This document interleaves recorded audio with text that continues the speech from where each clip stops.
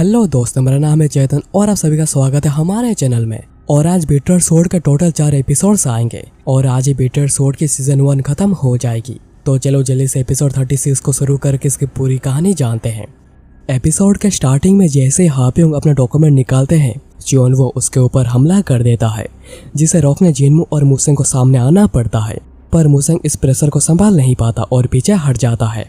पर क्योंकि जियोनवा ने रेस्पॉन्ड कर दिया, सभी के मन में सवाल उठने लगते हैं कि क्या जिनमू जो कह रहा था वही सही था। और ये बात डाइसिंग को भी परेशान कर रही थी, क्योंकि एक बार कंफ्यूजन पैदा हो गया तो ये बस बढ़ती ही जाएगी। इसलिए जिनमू को अभी यहाँ पर मार के कोई कहानी बना देना ही सही रहेगा। पर अगर जिनमू यहाँ पर जियोनवा को मार देता है तो उन्हें एक और ग्रेट फोर्स से छुटकारा मिल जाएगा और वह बाद में अच्छा मौका देकर जिनमू से भी छुटकारा पा लेंगे। दाइसुंग फिर उठकर अपने किसी काम के लिए जाने लगते हैं। खैर यहाँ पर जियोनवा सभी के सामने जाकर सभी को कॉन्फिडेंस में लेने की कोशिश करता है कि उसने कुछ भी गलत नहीं किया है। पर किसी के भी मन से शक को खत्म करना बहुत ही ज्यादा मुश्किल होता है। इसलिए वो जिनमू के खिलाफ ही लड़ने के लिए उतर आता है ताकि वो दिखा पाए कि वो जो कह रहा था वही सही था। पर तभी अचानक से हाप्योंग की तबीयत बिगड़ने लगती है तो जिनमू सबको संभालने का भार मुसेंग को देता है। फिर उसके बाद फाइट शुरू हो जाती है, जिसमें पहले तो जियोनवा जिनमू को काफी ज्यादा अंडर एस्टिमेट कर रहा था। पर उसके पावर को देखते हुए वो पूछता है आखिर उसने ये सब कहाँ से सीखी है। तो जिनमू कहता है कि नॉर्दर्न हेवनली सेक्ट से, और मैं ही नॉर्दर्न हेवनली सेक्ट हूँ। ये सुनते ही जियोनवा के दिमाग में आता है कि क्वानो हर दिन शाम को टावर के ऊपर चढ़कर सेक्ट को देखते रहते थे। और हमें तभी ये भी पता चलता है कि जियोनवा खुद ही सेक्ट लीडर बनना चाहता था, क्योंकि उसका मानना था कि वो इसके लिए सबसे बेस्ट है। खैर प्रेजेंट में दोनों के बीच में ही फाइट होती रहती है, जिसमें दोनों ही एक दूसरे को टफ बैटल दे रहे थे, जिस वजह से जियोनवा को अपने पूरे पावर का इस्तेमाल करना पड़ता है।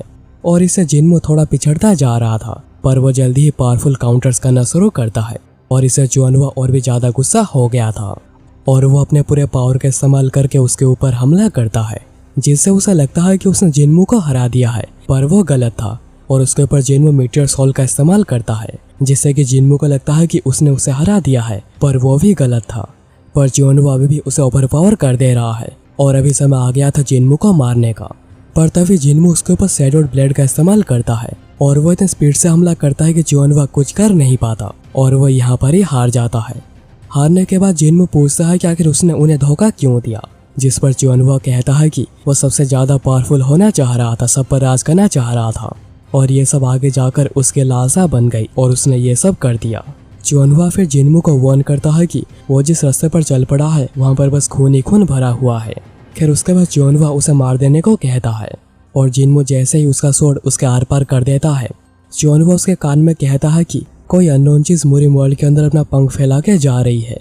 और इस सब के बारे में क्वानो को पता था, पर इसके बारे में उन्हें क्वानो के सुसाइड के बाद में जाकर पता चला। इसलिए जियोनवा जिनमू से रिक्वेस्ट करता है जैसे जिनमू पूरे मुरिम वर्ल्ड को इस सबसे बचाए, और वो फिर यहाँ पर ही मारा जाता है। और ये सब देखकर सारे एल्डर्स पूरे शौक में थे, पर जिनमू की वजह से यहाँ पर जो नुकसान हुआ है उन्हें उसका पैसा देना पड़ेगा। अगर जिनमू ऐसा नहीं करता तो उसे जेल जाना पड़ेगा। तभी जिमून आकर कहते हैं कि सबका पैसा टैंक फैमिली देगी। तो उनका साथ देने मू माउंटेन, कोंगटोंग मोनास्ट्री और माउंट वा सेक्ट भी आ जाते हैं और वो भी कहते हैं कि वो भी इसका पैसा दे देंगे। और यहाँ पर जिनमू सबके सामने अपनी इनोसेंस को प्रूव कर देता है और कोई उसके बात को काट भी नहीं पाता। और जिनमू के पावर को देखकर सिम और हायरुंग पूरे डरे हुए थे, क्योंकि उन्हें पता चल चुका है कि उनका जिनमू के सामने कोई मैच है नहीं। पर सूचियो ने सब देखकर बहुत ही ज्यादा खुश हो रहा था, क्योंकि उसे पहले से पता था कि जिनमू कोई आम लड़का है नहीं। अब बस सूचियो चाहता जिनमू के साथ एक 1-on-1 फेयर मैच करने की।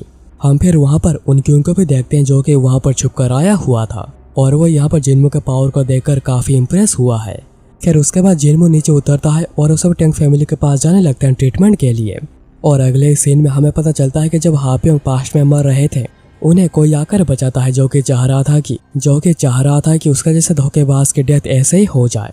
पर उन्होंने उसे बचाया ताकि समय आने पर वो हेल्प कर पाए, और अगर ऐसा कोई समय नहीं आता तो वह बैठकर अपने मरने का इंतजार करेगा। और अभी प्रेजेंट में हाप्योंग जिनमू से माफी मांगते हैं उनके पिछले गलतियों के लिए। और फिर कुछ समय बाद उनकी मौत हो जाती है और उनका अंतिम संस्कार भी कर दिया जाता है। उसके कुछ दिन बाद जिनमू भी रेस्ट करते हुए रिकवर करने लगता है और इस सब रियूसन कॉन्करर एग्जाम में एक को हराकर आगे जा रहा था। तभी उन लोगों से मिलने मिनिस्टर डाइसुंग आते हैं और वो जिनमू को बताते हैं कि उसे कोई पनिशमेंट नहीं दी जाएगी और 10 साल पहले नॉर्दर्न हेवनली सेक्ट के साथ जो भी हुआ था उसको एक अलग मैटर की तरह ट्रीट किया जाएगा और उसके ऊपर फिर से इन्वेस्टिगेशन की जाएगी क्योंकि हापियों का जो डॉक्यूमेंट था वो बैटल के दौरान कहीं पर खो गया है। तभी सीन कट होता है नाइन स्काइज के जियोब के ऊपर, जिनसे मिलने वही लेडी आती है जो कि जिन्मू से भी मिलने गई थी। उनकी बातों से हमें पता चलता है कि वो लेडी पहले कुछ काम करती थी जिसकी वजह से उन्हें जियोब और बाकियों से मार पड़ी थी, और अब इसलिए वो बस उनके कामों को देखती है और कुछ भी नहीं कहती। और आज वो यहाँ पर जियोब के बनाए हुए वाइन को लेने आई है। उसके बाद अगले दिन जिन्मू चुपचाप पहुंच जाता है देखने कॉन्करर के फाइनल मैच को, और यूसन इससे पहले ही हार चुका है। इस मैच को देखने नाइन स्काई से 3 लोग यहाँ पर आए हैं, बोलियोंग, जियोब और वोनी, और उन्हें देखते ही जिन्मू का खून खौलने लगता है। तभी उसके पास वही लेडी आती है और वो रिवील करती है कि वो नाइन स्काइज की एक मेंबर न्यूंग है, पर नॉर्दर्न हेवेंस के साथ जो भी हुआ है उन्हें उसका बहुत ही ज्यादा गिल्ट है। इसलिए वो जिन्मू को एक एडवाइस देती है, अगर वो नाइन स्काइज को खत्म करना चाहता है तो उन्हें इससे कोई प्रॉब्लम नहीं, पर यह काम अभी करने का सही समय नहीं है, क्योंकि अभी जिन्मू के फाउंडेशन बहुत ही ज्यादा वीक है। और वो ये कहकर गायब हो जाती है। उसके बाद फाइनल्स का मैच किया जाता है जिसमें सिम विजेता होता है, यानी अभी सिम होगा कॉन्करर ग्रुप का लीडर। तभी सीन कट होता है मुसेंग के ऊपर, जो कि अपना रेजिग्नेशन देने आया था, पर जब वो जा रहा था उसकी नजर एक खबर पर पड़ती है। फिर उसी दिन रात को हम देखते हैं कि चुंगिन ट्विन हेडेड डीमंस के गुफा में गया हुआ था, पर वो वहां पर जाकर पकड़ा जाता है, और उसे पकड़ा था खुद उनक्यूंग ने। और उनक्यूंग और उसके लोग उसे भगा भगा कर मार रहे थे और पूछ रहे थे कि आखिर उसे यहाँ पर किसने भेजा है। पर चुंगिन कुछ भी पता नहीं रहा था और किसी भी तरह बचने की कोशिश कर रहा था। तभी उसे बचाने को वहां पर अर्थ कूद पड़ता है, और यहाँ पर डांसर आकर इसकी खबर जिन्मू को देता है, और ये खबर पाते ही जिन्मू भागकर जाता है चुंगिन के पास उसे बचाने। और जब उनक्यूंग देखता है कि इसके पीछे जिन्मू है, वो रुक जाता है और जिन्मू को वार्न करता है जैसे वो उसके बारे में जानने की कोशिश ना करे, नहीं तो इसका फल बिल्कुल भी अच्छा नहीं होगा। और वो ऐसे भी जिन्मू से दुश्मनी करना नहीं चाहता।